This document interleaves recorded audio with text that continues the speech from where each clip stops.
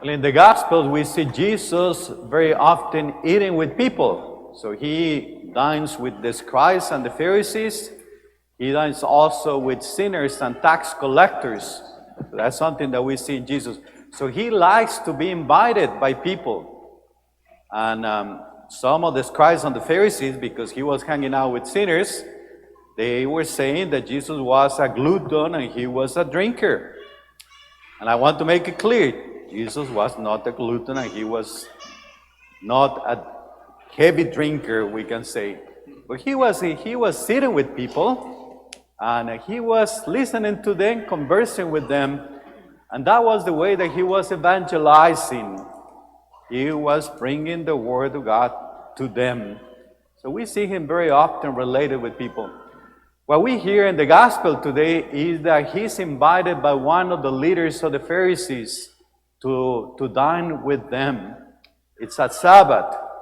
On the Sabbath, the Pharisees and the scribes, they were going to the synagogue in the morning, and after the synagogue, they were going to their homes, and they were dining with their families.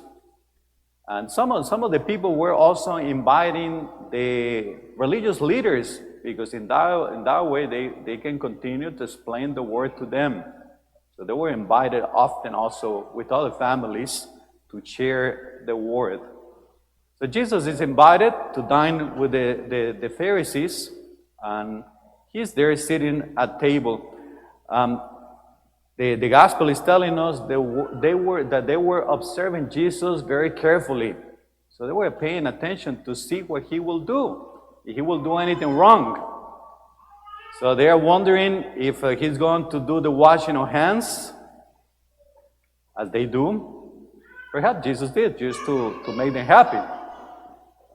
But they are observing also what he says, what he do. So they are just checking on him. And there is a passage that is not included in the gospel today, but is the same story that we hear today. There is a man who walks in when Jesus is dining with the Pharisees, and he has an illness, a hydropic disease. Dropsy disease was something that was believed that was the consequence or was a punishment from God to someone who committed a very serious sexual sin. So he was unclean, that man was unclean, and he walks into where the scribes and the Pharisees were. So everybody's shocked when they see this man walking as they are dining. And then Jesus raised the questions, and he asked them, is it licit for the man to heal someone on a Sabbath? And everybody remains quiet. But Jesus heals this man. Probably everybody was scandalized, because Jesus was welcoming this man who was not welcomed by the Pharisees. But Jesus, we hear in the gospel that Jesus is also observing them, and they like important places. And that's why he goes ahead and tells them, when somebody invites you to dine, don't sit on the main place, because the master of the house might come and say, give your place to this other person, and then you will be removed with embarrassment. So he's telling the Pharisees that they are to look for the last place. So that's something that Luke is using also for the Christian community of his time, and we can use it in our time today. So the message is for us Christians, and Jesus is telling us that we are not to use the important places. Because when you look for an important place, you have to do many things, perhaps to have connections, to let yourself be noticed. And sometimes we see it in the parish when someone is serving and says, well, Father, this is my job. How dare you let this person do my job? How this person can take my place. And that can happen in the Christian community. And Jesus is telling us that the place of the Christian is the last place. So the Christian should be the last always, because the last means that we are to serve. That's the place for us. The place for the Christian is to serve, to love. To serve is to love, and to love is to serve.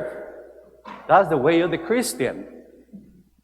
And that's why the Christian needs to be at the last place. And the gospel is telling us, Jesus is telling us, that then the master of the house will come and will say, friend, come and sit with me, and you will be moved to a higher place. The sweet words of Jesus, my friend. How do we know we are friends of Jesus? If we serve, if we love. That's the way that we become the friends of Jesus. And then Jesus is warning us, because those who are exalted will be humble, and those who are humble will be exalted. That's the way of Jesus. He was exalted on the cross. That's the way that he was exalted. The greatest expression of love.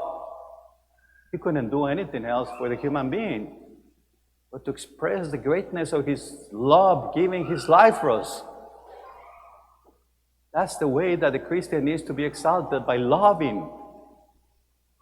And Jesus, who is God, he became one of us. So that's the way of the Christian. In order to ascend to God, we are to descend by serving. So we descend, and then God is the one who ascends us. Now, that's the way of God. That's the way of the Christian.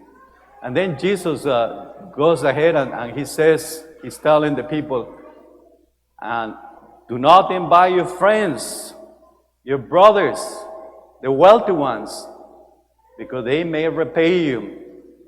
But when you have a banquet, invite those who are poor, crippled, the lame, the blind. These are the ones that are welcome in the Christian community. It's not like the Pharisees, but those who are in greater need. And the very first ones are the poor. And the poor are the ones who are in need, any kind of need. And I need to make myself present to them, serving them, helping them, because I've been blessed by God. Because God has been generous with me, so I need to share what I have received to help those who are poor, the first ones in the community. And then we see the crippled. The crippled, they try to get up. They might be able to take a step, and then they fall. So the weak ones in the community, they're also welcome in the community. They keep trying. And we are to be so grateful to see that they are able to make one step. That they get up and make one step. So we are to be there for them and help them also in the way as they are trying to do better in life. And then we see the lame, they keep trying as well. And then the blind, they are trying to walk, and it's hard for them. Sometimes they might hurt themselves as they are walking, or they might hurt other people as well, because they don't see. So we are to be there for them as well. That's the way of the Christian. The way of the Christian is service. I went to this pilgrimage these past days to Mexico, the Martyrs' Way. So the Cristeros, those who fought the Cristero War in Mexico. So we went that way.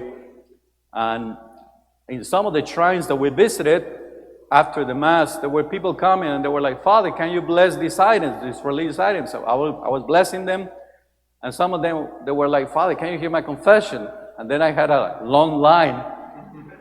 And I was very hesitant because I was with other people that went on the pilgrimage, and I was like, hopefully they are not going to leave me, so. But I was asking myself, what do I do? Should I be with the ones in the pilgrimage, or should I be hearing confessions? Should I serve these people?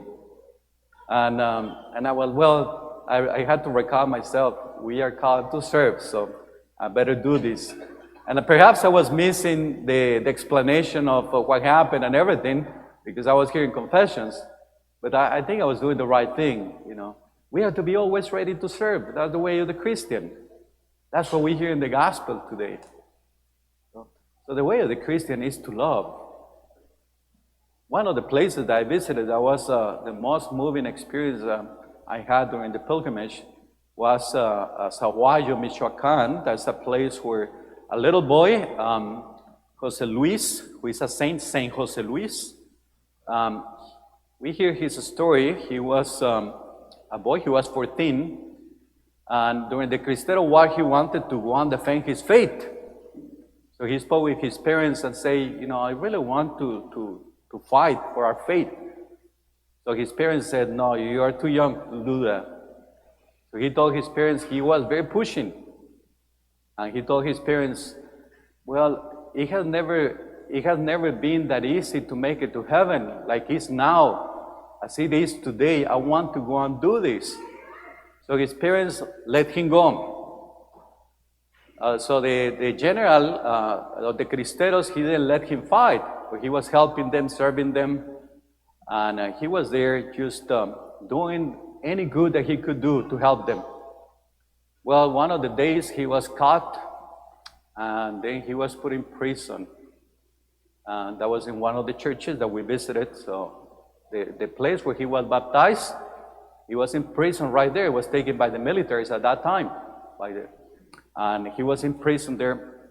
And then they removed the skin of his feet.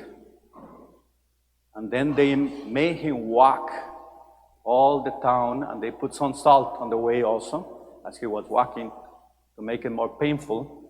And he had to walk from the church where he was baptized, the prison, and he had to walk to the cemetery where they were going to kill him, to his tomb.